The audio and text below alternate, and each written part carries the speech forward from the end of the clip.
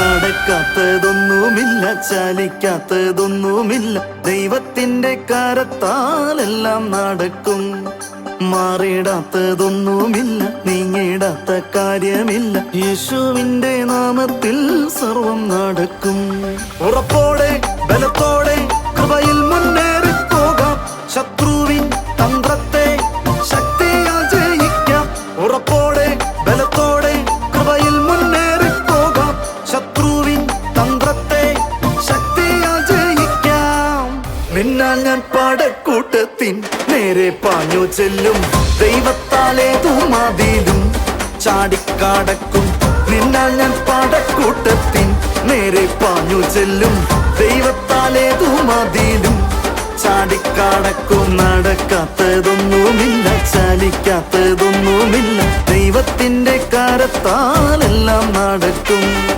മാറിടാത്തതൊന്നുമില്ല, നീങ്ങിടാത്ത കാര്യമില്ല, യേശുവിന്റെ നാമത്തിൽ സർവം നടക്കും.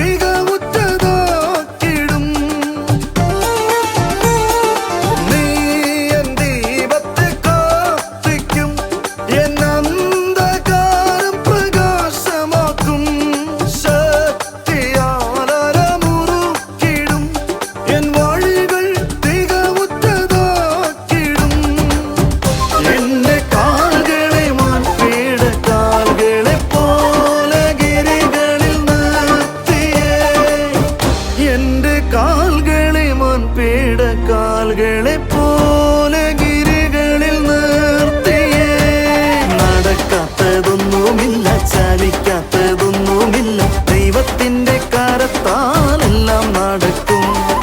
മാറിടാത്തതൊന്നുമില്ല, നീങ്ങിടാത്ത കാര്യമില്ല, യേശുവിന്റെ നാമത്തിൽ സർവം നടക്കും. TV പ്രേക്ഷക സംഗമം പാലക്കാട് ഓഗസ്റ്റ് 14 രാവിലെ 10:30 മുതൽ. സ്ഥലം മോത്തിമഹൽ കല്യാണ മണ്ഡപം, KSRTC ബസ് സ്റ്റാൻഡിനു സമീപം, ഷൊർണൂർ റോഡ്, നൂറണി. സമൃദ്ധിയുടെ സ്വാതന്ത്ര്യം ഓഗസ്റ്റ് 15 എറണാകുളത്ത് രാവിലെ 10:30 മുതൽ. ബ്രദർ ജോൺ താരുവും സിസ്റ്റർ സോളി ജോൺ എന്നിവർ ശുശ്രൂഷിക്കുന്നു. സ്ഥലം AJ hall, Kallur private bus സ്റ്റാൻഡിന് സമീപം. കർത്താവിൻ്റെ അതിപരിശുദ്ധ നാമം വാഴ്ത്തപ്പെടുമാറാകട്ടെ. അനുഗ്രഹിക്കപ്പെട്ട ഈ നല്ല രാത്രിക്കായി നമുക്ക് ദൈവത്തെ സ്തുതിക്കാം. ഇന്ന് നമ്മൾ കേൾക്കാൻ പോകുന്നത്, നമ്മളെപ്പോഴും മെസ്സേജിലൂടെയൊക്കെ കേൾക്കും, കർത്താവ് എന്നിൽ വെളിപ്പെടണമെന്ന്. എങ്ങനെയാണ് ഈ കർത്താവ് നമ്മളിൽ വെളിപ്പെടുന്നത്?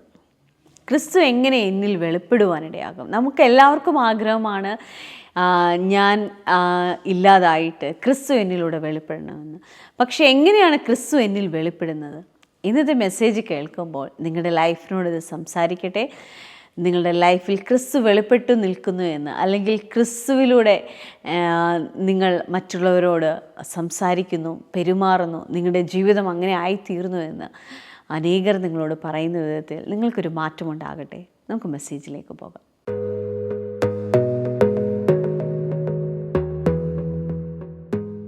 നിങ്ങൾക്കൊരു കാര്യം അറിയാം, പിശാച് വഞ്ചിക്കുന്ന സ്ഥലം നമ്മൾ വചനത്തോടൊപ്പം ഇരിക്കത്തില്ല, പ്രാർത്ഥനയോടൊപ്പം ഇരിക്കില്ല. വേർഡുമായി ബന്ധത്തിലല്ല ജീവിക്കുന്നത്. വേർഡ് എൻ്റെ അകത്തില്ല, വേർഡുമായി ബന്ധം എനിക്കില്ല. കാരണം വേർഡ് എന്നെ ഭരിക്കുമ്പോൾ അവൻ്റെ മനസ്സ് എനിക്ക് മനസ്സിലാകുന്നത്, അവൻ്റെ ചിന്ത എനിക്ക് മനസ്സിലാകുന്നത്, അവൻ്റെ വിചാരം എനിക്ക് മനസ്സിലാകുന്നത്, അവൻ്റെ ഇഷ്ടം എനിക്ക് മനസ്സിലാകുന്നത്. അവിടെയാ അവൻ എന്നിലൂടെ വെളിപ്പെട്ടു വരുന്നത്. ഒന്ന് കൈയടിച്ചൊരു ഹല്ലേലൂയ പറ. ആരെങ്കിലും ഈ പകൽ എന്നെ കേൾക്കുന്നവരുണ്ടോ? ആരെങ്കിലും പറയുന്നു, കർത്താവേ ഞാൻ എന്നിലൂടെ അങ്ങൊന്ന് വെളിപ്പെട്ടു വരണം, എന്നെ നീ പ്രയോജനപ്പെടുത്തണം. ആ പ്രാർത്ഥന ഒന്ന് ഉപേക്ഷിക്കുന്നത് നല്ലതാ. കുറച്ചും കൂടെ വ്യത്യാസമായി പ്രാർത്ഥിക്കുക. കർത്താവേ എന്നിൽ നീ മാനിഫെസ്റ്റഡ് ആകണം, എന്നിലൂടെ നീ വെളിപ്പെടണം. എന്നിലൂടെ കർത്താവ് എങ്ങനെയാ വെളിപ്പെടുന്നത് പറയാം. അവന്റെ ചിന്തകൾ ഗ്രഹിക്കണം, അവന്റെ ഇഷ്ടം ഗ്രഹിക്കണം, അവന്റെ പ്ലാനുകൾ ഗ്രഹിക്കണം, അവന്റെ ആഗ്രഹങ്ങൾ ഗ്രഹിക്കണം, അവന്റെ മനസ്സ് ഗ്രഹിക്കണം. ആ ഗ്രഹിക്കുന്നതാണ് നിന്നിലൂടെ അവൻ വെളിപ്പെട്ടു വരുന്നത്.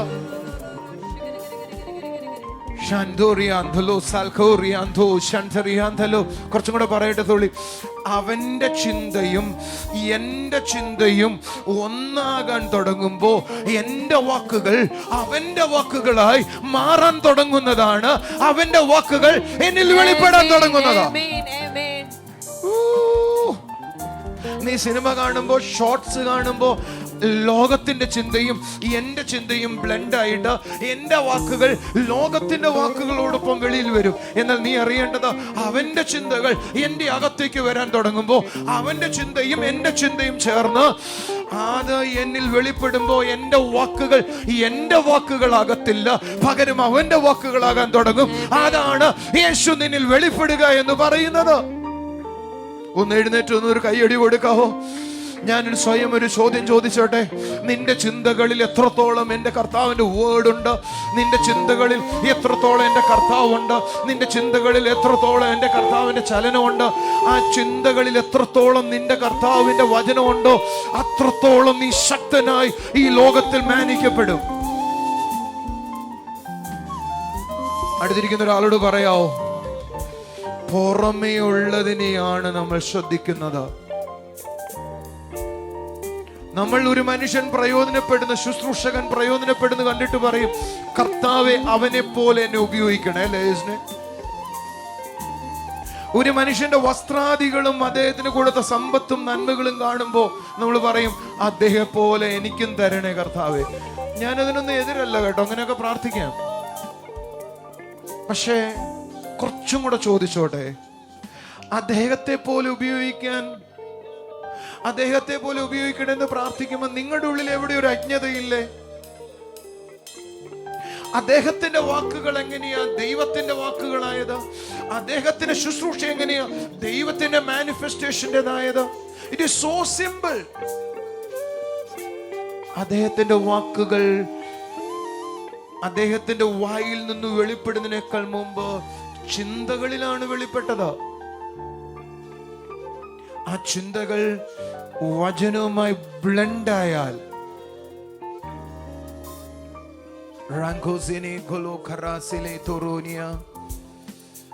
ആ ചിന്തകൾ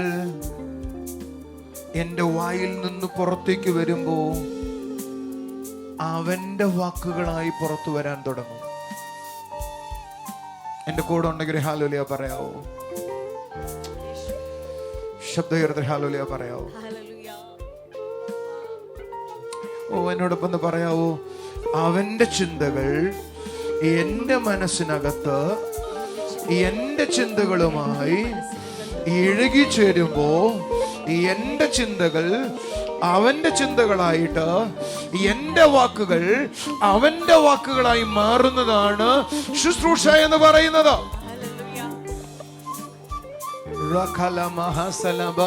നിങ്ങൾക്കറിയാവോ, അവന്റെ ചിന്തകളാണ് എന്റെ വാക്കുകളെങ്കിൽ നീ സംസാരിക്കുന്നത് വെറും ഒരു വാക്കായിരിക്കത്തില്ല.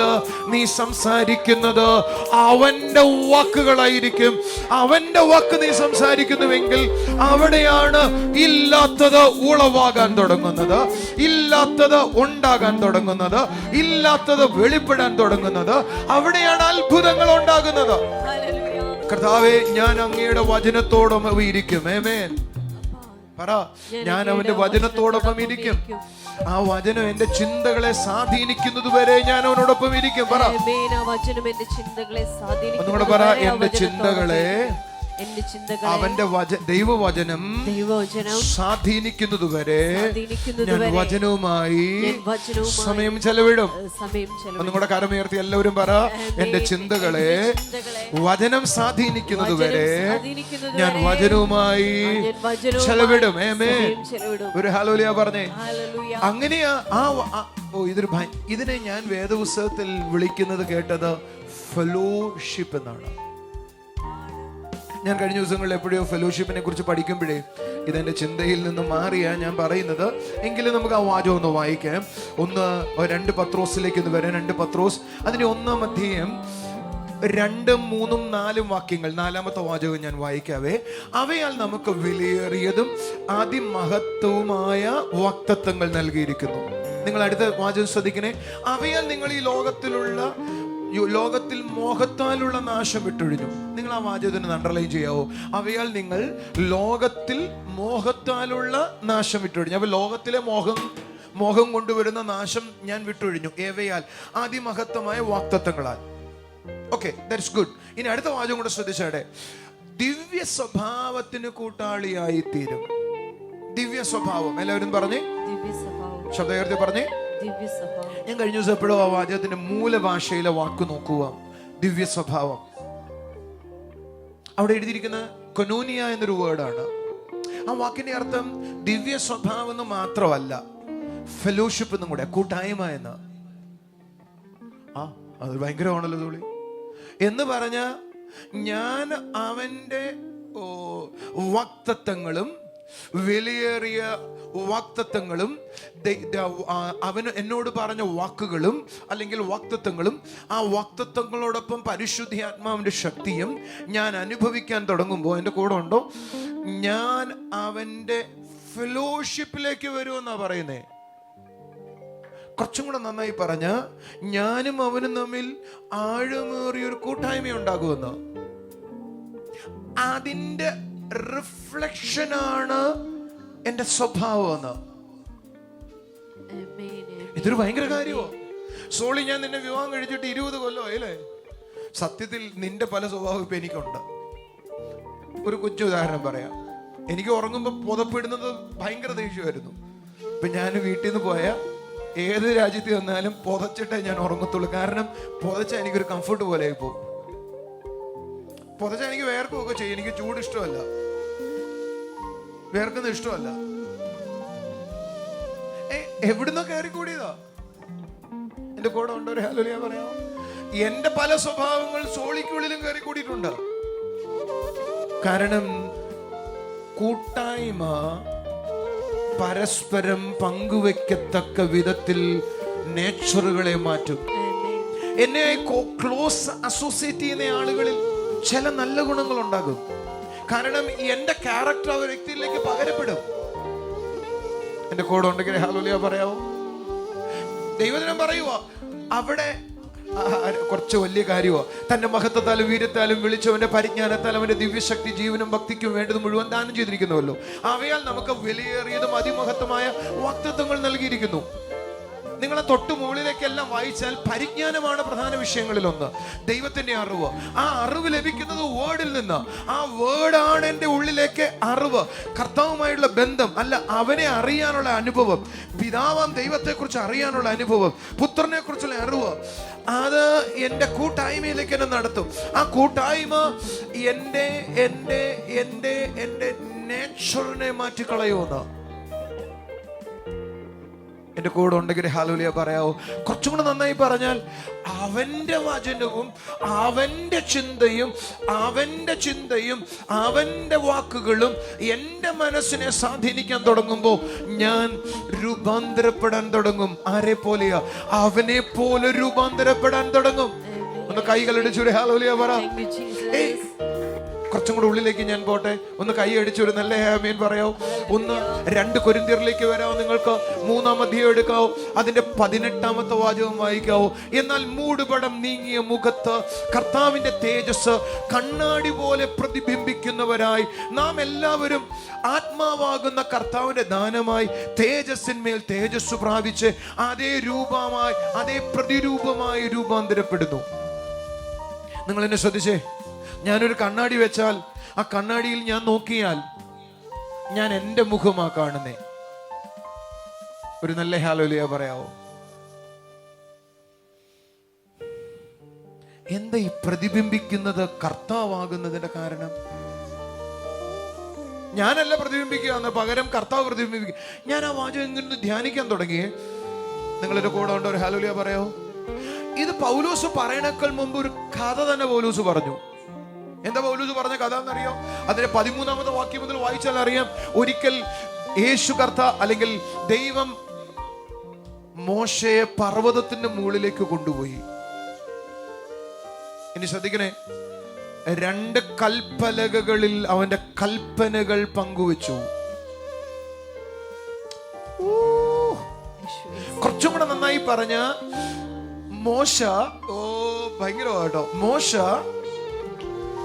മലമുകളിൽ പോയി അവന്റെ വാക്കുകളോട് സമയം ചെലവഴിച്ചു. അല്ല, വചനം അതിനോട് സമയം ചെലവഴിച്ചു. അല്ല, വചനം ജഡമായവനിൽ സമയം ചെലവഴിച്ചു. അല്ല, ദൈവത്തോട് സമയം ചെലവഴിച്ചു. നിങ്ങൾ ആരെങ്കിലും എന്റെ ഒപ്പം എത്തിയോ? ആ ഫെലോഷിപ്പ് കഴിഞ്ഞ് താഴോട്ട് വരുന്ന മോശയെ നോക്കിയ ഒരു കാര്യം അറിയാം. ഇസ്രായേൽ മക്കൾക്ക് ചിന്തിക്കാൻ പറ്റത്തില്ല. അവന്റെ മുഖം തിളങ്ങാൻ തുടങ്ങി. അവന്റെ മുഖത്ത് തേജസ് വെളിപ്പെടാൻ തുടങ്ങി.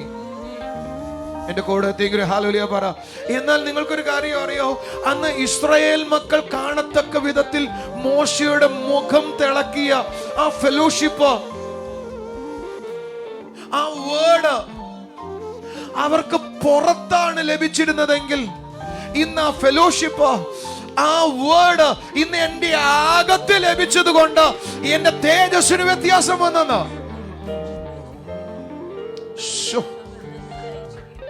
ഒന്ന് കൈ അടിച്ചൊരു ഹല്ലേലൂയ പറയാവോ സോളി? മോശ കൈകളിൽ അവന്റെ വേർഡുമായി വന്നപ്പോ അവന്റെ മുഖം ശോഭിച്ചു. ഞാൻ അവന്റെ വേർഡ് എന്റെ ഹൃദയത്തിൽ കൊണ്ട് നടക്കാൻ തുടങ്ങിയാൽ ഞാൻ തന്നെ തിളങ്ങാൻ തുടങ്ങും. ഞാൻ കർത്താവുമായി ഇണങ്ങിച്ചേരുമ്പോൾ, അല്ലെങ്കിൽ എൻ്റെ ദൈവത്തിൻ്റെ ചിന്തകൾ എൻ്റെ ചിന്തകളാകുമ്പോഴാണ് ക്രിസ്തു എന്നിൽ വെളിപ്പെട്ടു എന്ന് പറയുന്നത്.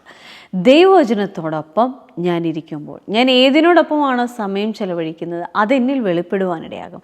ഞാൻ കർത്താവിനോടൊപ്പം സമയം ചെലവഴിക്കുകയും ദൈവവചനത്തോടൊപ്പം സമയം ചെലവഴിക്കുകയും ചെയ്യുമ്പോൾ ദൈവവചനം എന്നെ സ്വാധീനിക്കാനായി തുടങ്ങും. ഞാൻ ദൈവവചനത്താൽ നിറയുവാനായി തുടങ്ങും. അപ്പോൾ ക്രിസ്തു എന്നിൽ വെളിപ്പെടുവാനിടയാകും. ആമേൻ. നിങ്ങളിൽ ക്രിസ്തു വെളിപ്പെടട്ടെ. കർത്താവിനോടൊപ്പം സമയം ചെലവഴിച്ചാട്ടെ, ദൈവവചനത്തോടൊപ്പം ആയിരുന്നാട്ടെ. നിങ്ങളുടെ ലൈഫിനൊരു മാറ്റത്തെ കർത്താവ് തരട്ടെ. അനേകർക്ക് മുമ്പിൽ ആമേൻ ക്രിസ്തുവിന് പകരക്കാരായി നിങ്ങൾ ഓരോരുത്തരും മാറട്ടെ. കർത്താവ് അനുഗ്രഹിക്കട്ടെ. നമുക്കിനി ചില സാക്ഷ്യങ്ങൾ കാണാം.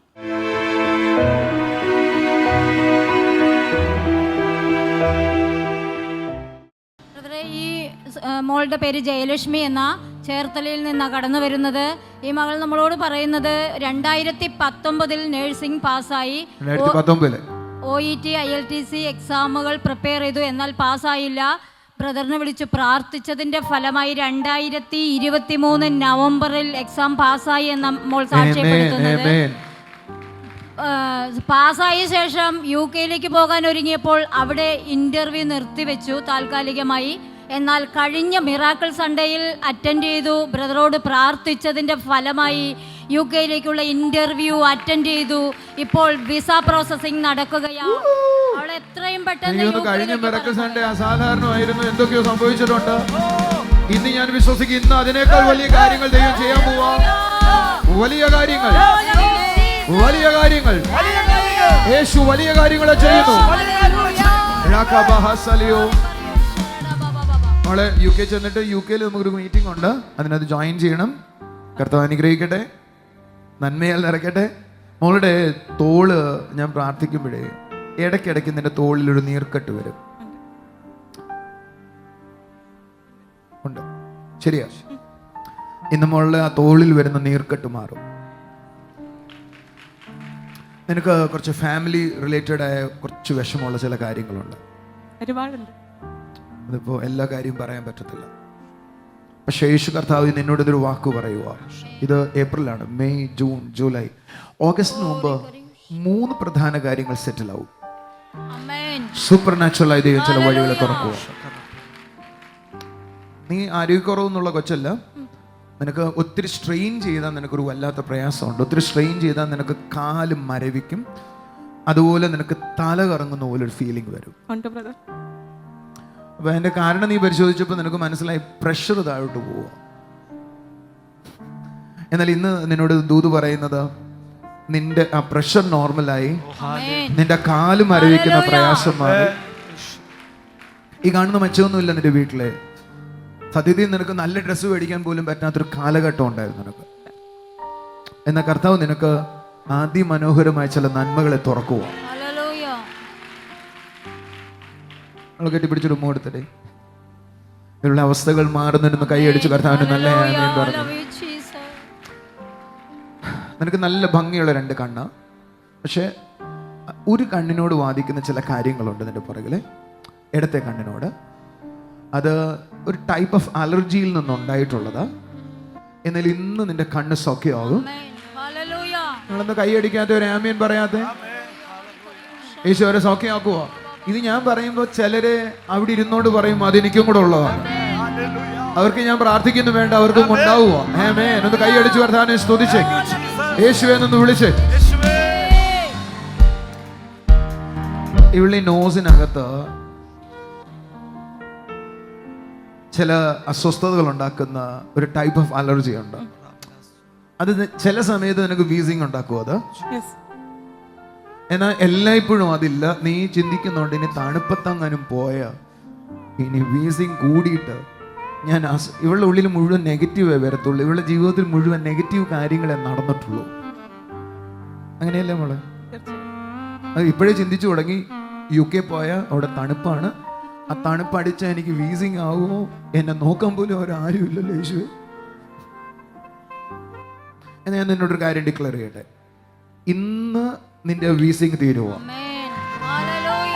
നീ തണുപ്പത്ത് പോയി ഇരുന്നോ? ഒന്ന് കൈയടിച്ച് കർത്താവിനെ സ്തുതിച്ചേ. ഇവിടെ ആരോഗ്യത്വത്തിൽ കെയർ ചെയ്യും, പക്ഷെ കെയർ ചെയ്യുന്ന റിസൾട്ട് ഇവൾക്കില്ല. യേശു നിന്നെ സൗഖ്യമാക്കുമോ? നിനക്ക് സ്കിന്നിനകത്ത് ചില ബേണിംഗ് ഉണ്ടാകും. ആ സ്കിന്നിനകത്തുള്ള റിലേറ്റഡ് ഒരു കാര്യമാണ്. ഇത് മുഴുവൻ ഇന്ന് സൗഖ്യമാവും. നിങ്ങളൊന്ന് ചുണയായില്ല, ഒരു നല്ല ചുണയായിട്ട് കൈയടിച്ച് യേശു മോളെ സൗഖ്യമാക്കുക, യേശു മോളെ വിടുവിക്കുക. കൈകളടിച്ച് കർത്താവിനെ സ്തുതിച്ചോ, യേശുവെ എന്ന് വിളിച്ചു. അവിടുത്തെ അത്ഭുതകാരം അത് ചെയ്യുന്നതിന് നമുക്ക് നന്ദി പറയാം.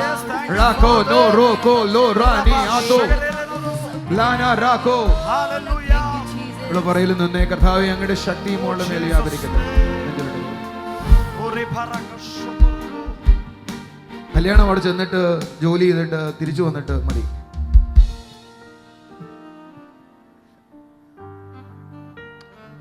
നീ ഒത്തിരി ആ മേഖലയിൽ മുറിഞ്ഞിട്ടുണ്ട്, എനിക്ക് പറയാൻ കഴിയത്തില്ല. യേശു അങ്ങയുടെ അത്ഭുതക്കാരൻ തൊട്ടാട്ടെ. അപ്പ ഇവൾക്കൊരു സ്വാതന്ത്ര്യം ഉണ്ടാകട്ടെ, ഇവളുടെ സ്കിൻ നോർമൽ ആകട്ടെ, ലങ്സുകൾ നോർമൽ ആകട്ടെ. ഇവള് പേടിക്കുന്നതൊന്നും UK പോയിട്ട് ഇവൾക്കുണ്ടാകില്ല. ഇവൾ UK ചെന്നതിന് ശേഷം ആരോഗ്യവതിയായിരിക്കുന്നു എന്ന് ഞങ്ങൾ കേൾക്കട്ടെ. ഒന്നും കൂടെ ചുണയായി കൈയടിച്ച് യേശുവിന് നന്ദി പറഞ്ഞു. നന്ദി യേശുവേ. ലവ് യു മോളെ. ദൈവം അനുഗ്രഹിക്കട്ടെ. TV പ്രേക്ഷക സംഗമം പാലക്കാട് ഓഗസ്റ്റ് 14 രാവിലെ 10:30 മുതൽ. സ്ഥലം മോത്തിമഹൽ കല്യാണ മണ്ഡപം, KSRTC ബസ് സ്റ്റാൻഡിനു സമീപം, ഷൊർണൂർ റോഡ്, നൂറണി. സമൃദ്ധിയുടെ സ്വാതന്ത്ര്യം ഓഗസ്റ്റ് 15 എറണാകുളത്ത് രാവിലെ 10:30 മുതൽ ബ്രദർ ജോൺ താരുവും സിസ്റ്റർ സോളി ജോൺ എന്നിവർ ശുശ്രൂഷിക്കുന്നു. സ്ഥലം AJ hall, Kallur private bus സ്റ്റാൻഡിന് സമീപം. കർത്താവിൻ്റെ കൃപയ്ക്കായി നന്ദി പറയാം. ജീവിക്കുന്നൊരു ദൈവത്തെ അറിയാൻ കഴിഞ്ഞത്, അനുഭവിക്കാൻ കഴിഞ്ഞത്, ദൈവത്തിൻ്റെ പ്രവൃത്തികൾ നമ്മളെ ഓരോരുത്തരുടെയും ജീവിതത്തിൽ അത് യാഥാർത്ഥ്യമാകുന്നത് എല്ലാം എത്ര അനുഗ്രഹമുള്ള കാര്യം. ഇങ്ങനെയൊരു തലമുറയിൽ ജീവിക്കാൻ കഴിയുന്നത് എത്ര ഭാഗ്യമുള്ളത്. നമുക്കൊരു നിമിഷം കണ്ണുകളെ അടയ്ക്കാം, പ്രാർത്ഥിക്കാം. കർത്താവ് ചെയ്ത അത്ഭുതങ്ങൾക്കായി നന്ദി പറയാം, ദൈവത്തിൻ്റെ പ്രവൃത്തികൾക്കായി നന്ദി പറയാം. സ്വർഗീയ പിതാവേ, അപ്പോൾ ഓരോ ദിവസവും ഞങ്ങളെ നടത്തുന്ന അവിടുത്തെ വലിയ കൃപയ്ക്കായി നന്ദി പറയുന്നു കർത്താവേ. അങ്ങയുടെ കരത്തിനായി നന്ദി പറയുന്നു കർത്താവേ. അപ്പോൾ അവിടുന്ന് ഞങ്ങളെ സൂക്ഷിച്ചതുകൊണ്ട് ഞങ്ങൾ സുരക്ഷിതരായിരിക്കുന്നു. അവിടുന്ന് ഞങ്ങളെ കരുതിയത് കൊണ്ട് കർത്താവെ എല്ലാ പ്രതികൂലങ്ങളെയും ജയിക്കുവാൻ തക്കവണ്ണം കർത്താവെ ഞങ്ങൾക്ക് സാധ്യമായി തീർന്നു. കർത്താവ്, ഞങ്ങളെ കാണുന്ന കുടുംബങ്ങളിൽ കർത്താവിൻ്റെ പ്രവൃത്തി ഓരോ ദിവസം വർദ്ധിച്ചു വരട്ടെ അപ്പ, ഓരോ ദിവസം വർദ്ധിച്ചു വരട്ടെ അപ്പ. കർത്താവെ, ആ വീടുകളിൽ ദൈവത്തിൻ്റെ കൃപ വർദ്ധിച്ചു വരട്ടെ അപ്പ. പ്രത്യേകിച്ച് രോഗികളായിരിക്കുന്നവർക്കായി പ്രാർത്ഥിക്കുന്നു കർത്താവെ. Thank you Jesus. കർത്താവെ, നാളുകളായിട്ട് ആസ്മയുടെ പ്രയാസം, ശ്വാസം മുട്ടുന്ന പ്രയാസമായിരിക്കുന്ന ഒരമ്മയെ കർത്താവ് തൊടുകയാണ്. ശ്വാസം എടുത്തു വലിക്കാൻ കഴിയത്തില്ല, നെഞ്ചുവേദനയാണ്, അതേപോലെ ഭാരത്തോടായിരിക്കുന്ന അമ്മയുടെ മേൽ കർത്താവിൻ്റെ കൃപ ചലിക്കുന്ന ഓർത്ത് നന്ദി പറയുന്നു. യേശു അവിടുന്ന് കൊടുക്കുന്ന സൗഖ്യത്തിനായി നന്ദി പറയുന്നു. കർത്താവെ, സ്വസ്ഥതയില്ല എന്ന് പറയുന്നു, ഒരു നേരത്തെ ആഹാരം പോലും സമാധാനത്തോടെ കഴിക്കാൻ കഴിയുന്നില്ല എന്ന് പറയുന്ന കർത്താവെ, കുടുംബങ്ങളിൽ സമാധാനമുണ്ടാകട്ടെ അപ്പാ, യേശുവിൻ്റെ സമാധാനമുണ്ടാകട്ടെ അപ്പാ. ക്രിസ്തുവിനെ അനുഭവിച്ചൊരു വീട്ടിൽ ദൈവത്തിൻ്റെ സമാധാനം വസിക്കട്ടെ അപ്പാ. അപ്പോൾ അവിടുന്ന് ചെയ്യുന്ന കൃപയ്ക്കായി നന്ദി പറയുന്നു. അതേപോലെ നഖത്തിൻ്റെ 2 സൈഡുകളിലും പഴുക്കുന്ന പ്രയാസത്തോടായിരിക്കുന്ന ഒരു വ്യക്തിയെ കർത്താവ് തൊടുകയാണ്. ഹല്ലേലൂയ. അത് എപ്പോഴും ആ നഖം വേദനയാണ്. കർത്താവേ, നിൻ്റെ കൃപയ്ക്കായി നന്ദി പറയുന്നു. അപ്പോൾ അവിടുന്ന് സൗഖ്യമാക്കിയതോർത്ത് നന്ദി പറയുന്നു. കർത്താവേ, thank you Jesus. Vitamin deficiency മൂലം പ്രയാസത്തോടെ തൻ്റെ കുഞ്ഞുമായിട്ടായിരിക്കുന്ന ആ കുടുംബത്തെ കർത്താവ് തൊടുകയാണ്. യേശുവിൻ്റെ നാമത്തിൽ കർത്താവെ, ആ കുഞ്ഞിന് മേൽ സൗഖ്യം ചലിക്കട്ടെ അപ്പാ, കുഞ്ഞിന് മേൽ സൗഖ്യം ചലിക്കട്ടെ അപ്പാ. സ്വർഗീയ പിതാവേ, അവിടെ ഞങ്ങളുടെ പ്രാർത്ഥന കേട്ടേനായി സ്തോത്രം. യേശുവിൻ്റെ നാമത്തിൽ തന്നെ ആമേൻ. കർത്താവിൻ്റെ കൃപയിലും സ്നേഹത്തിലും നമുക്കായിരിക്കാം. God bless you.